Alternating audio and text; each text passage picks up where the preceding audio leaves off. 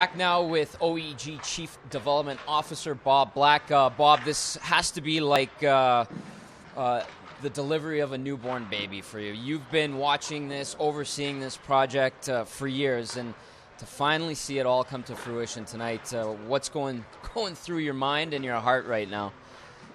My heart is beating really quickly right now. Well, understandably. This has been a real journey that began for our organization back in June of 2008 and began for me personally in October of 2009.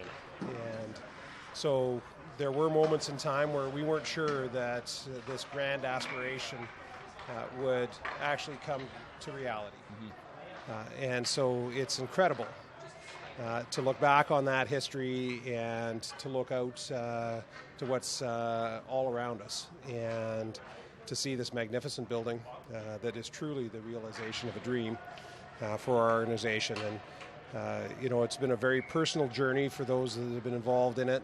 And I think all of us have always been focused on opening night for the Edmonton Oilers, and here it is.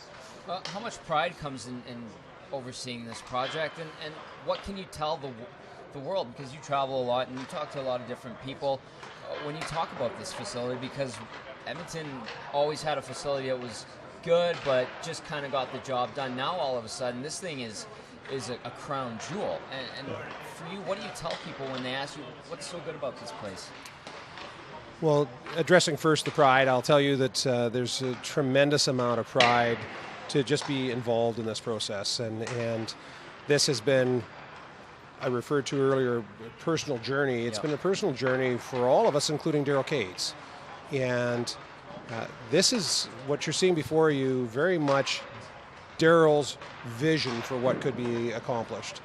And he was very personally involved in the design throughout the process. And so what you see here today is really, in a very real way, a realization of a grand vision of his personally. This facility, I think, does set new standards in so many regards. And so I think that will attract a tremendous amount of attention, literally worldwide. And in fact, it already has. Right. The aspiration that Daryl had for this facility from the beginning was to build literally the finest arena in the world.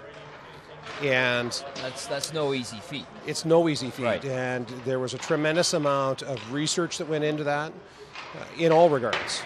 The research into what had worked well in other arenas around the world and indeed what had not worked well.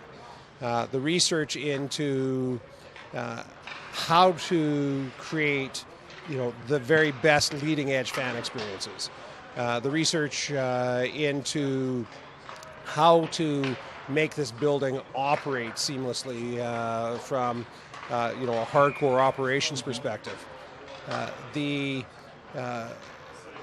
research into our local fan base, talking to people about what Edmontonians and Northern Albertans were looking for in an arena.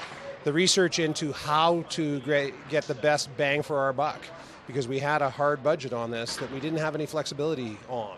Right. And ultimately, we got a tremendous value for money in this project, in substantial part because we spent so much time looking at how to be as efficient as we could be in the spending of that money. And so there's a tremendous amount of diligence that went into this. And I think that all those things have contributed very materially to what you see here today. Is it a stretch to say maybe this is the start of a newer Edmonton, a coming of age, if you will, or is that being too cheesy in your mind? Because there's always been this reluctance to really embrace your own city in Edmonton. People have been like that, but talking to friends and all of a sudden it seems like, no, there should be some swagger to the city. Is that maybe part of this? Is this a catalyst in your opinion? I think so. I think that when we set out thinking that Edmonton should aspire to no less than having the best facility in the world. Naturally, right. We were serious about that. And I think that what has happened in part is that some of the reaction has been people walking in here and going, wow, I never thought we'd have this in Edmonton. And there should be no reason why Edmonton shouldn't set its sights on being one of the greatest mid-sized cities in the world. And I think we are seeing a transformation in Edmonton. We're seeing a physical transformation. in terms of what's happening in our downtown, where it is transforming before our very eyes. But I think that we're also seeing an attitudinal adjustment in the sense that I think that there is a new emerging confidence in our city that we should strive to be great in all regards. And one of the things that's really so very positive from my perspective is that we're seeing the development of a young entrepreneurial class in Edmonton that is very aligned with taking the city to another level. So these are exciting times. You know, we said at the very beginning that this was about our children and grandchildren and what kind of city we would dare to be. And so it's with a tremendous amount of gratification that I hear those kind of things and have those kind of conversations with people, because I do think that there is a new confidence that is emerging here in our core that will permeate throughout the city. And I think that good enough is no longer going to be good enough in Edmonton. Right. And that we're going to hold development to a different level or standard. Yeah. And you know, I think that this arena is really the start of that. Bob, real quick, because I know you're busy, you got a big day ahead of you. What is the fan getting? Because the majority of the patrons will be fans coming and seeing hockey games or concerts and other events. What is the fan getting when they come to this building? A tremendous amount of attention to detail in terms of the fan experience. You know, I will say to you that one of the really significant guiding principles in our design process was to create great fan experiences for every ticketed patron. And so the number and nature of the amenities throughout this building and the accessibility to great amenities for every fan in the building was something that was really important to us. The fact that we have a full upper concourse with great neighborhoods in the upper bowl is part of that. But it's only part of it, in the sense that, you know, we spent a lot of time within our group and consulting with experts to really take that fan experience to a different level, and it impacts on the strategies with respect to everything. You know, how to get in and out of the building, the proximity of amenities to the different seating areas. You know, that was always something that when we were designing this building that we spent a lot of time focusing attention on.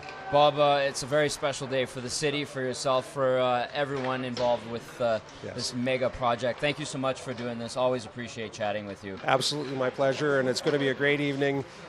We talk at OEG about I remember moments, and they just keep on coming one after another for me. I'll say very plainly that there's been so many indelible moments already in this process. Tonight promises to be that really, really special I remember moment that I will hang on to for the rest of my days. Enjoy it tonight, Bob. Bob Black, Chief Development Officer for OEG, as we take a look at premium seating here at Rogers Place.